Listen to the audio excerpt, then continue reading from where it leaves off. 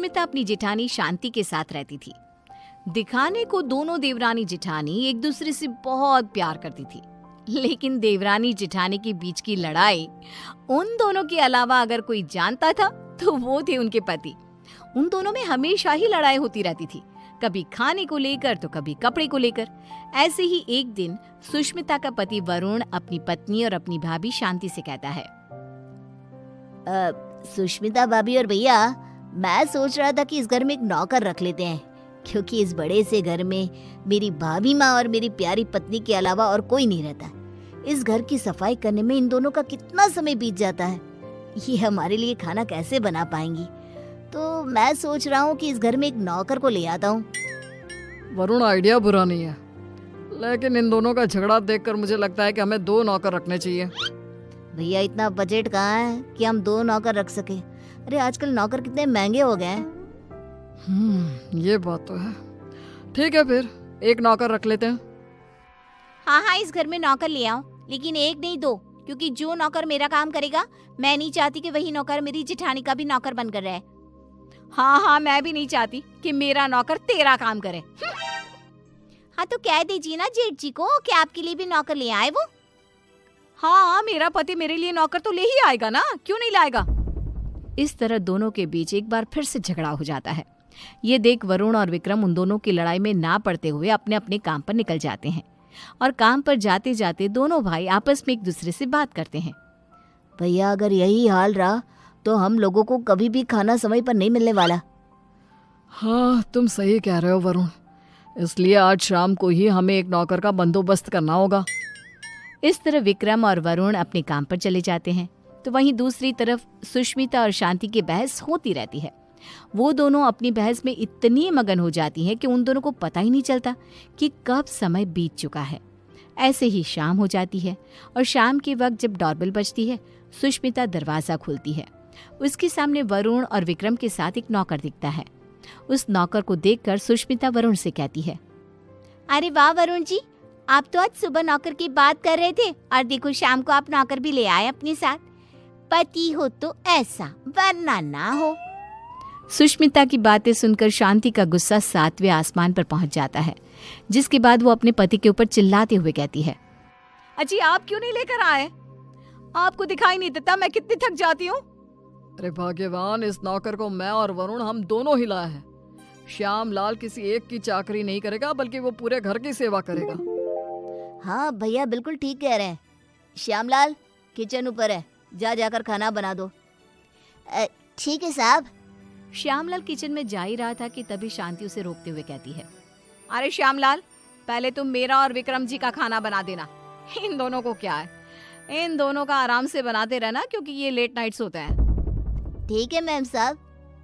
अरे ऐसे कैसे? श्यामलाल, पहले तुम मेरा खाना बनाओगे। बेचारा श्यामलाल उन दोनों की बात में फंस जाता है।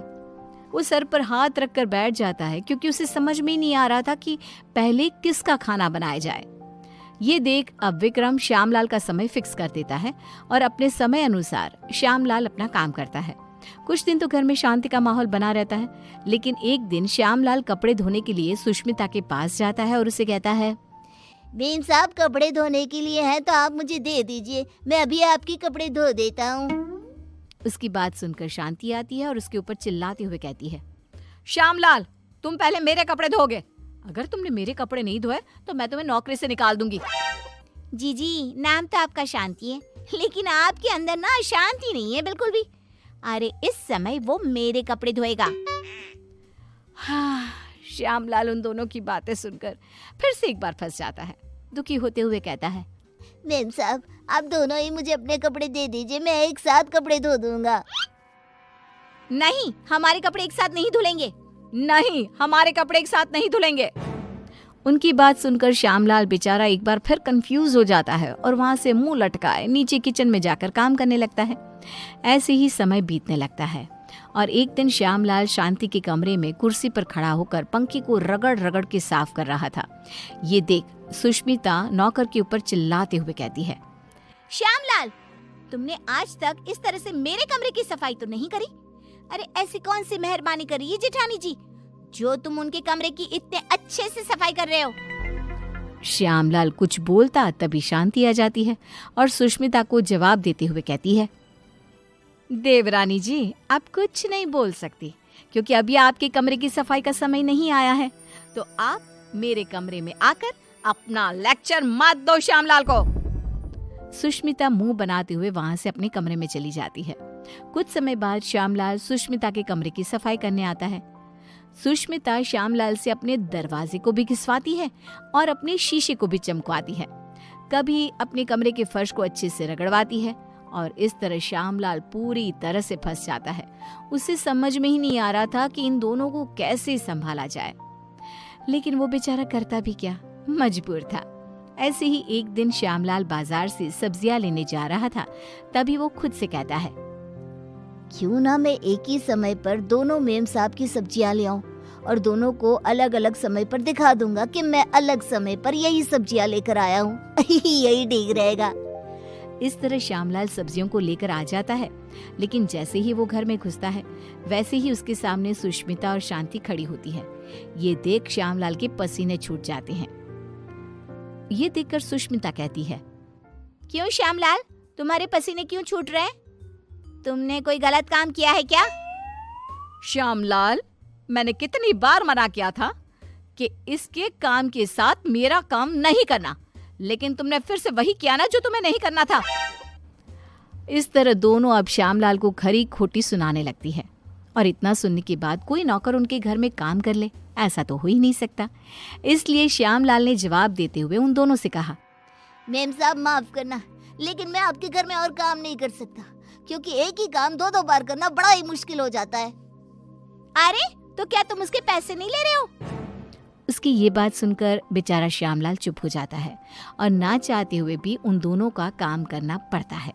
अलग अलग समय पर एक ही काम 2 बार करता हुआ खुद को देख वो बहुत परेशान होता रहता है। परेशान होकर विक्रम और वरुण के पास जाता है और कहता है, साहब मैं और काम नहीं कर सकता, यहाँ एक ही काम 2 बार करना पड़ता है। अरे एक काम अगर कोई 2 बार करेगा तो परेशानी हो जाएगा ना, इसलिए मैंने अब ठान लिया है कि इतने कम पैसों में मैं नहीं काम करने वाला। अगर आपको काम करवाना है तो आप किसी दूसरे नौकर को ढूंढ लो। मैं तो यही सलाह देना चाहूंगा कि आप दोनों अपनी अपनी पत्नियों के लिए अलग अलग नौकर रखना, वरना उस बेचारे का भी मेरे जैसा ही हाल हो जाएगा। इतना कहकर श्यामलाल उनकी नौकरी उनको ही सौंप कर चला जाता है। इस तरह बेचारे वरुण और विक्रम परेशान हो जाते हैं। कुछ समय बाद उन दोनों की पत्नियां हॉल में आती है और अपने पतियों से कहती है, अरे श्यामलाल कहाँ है?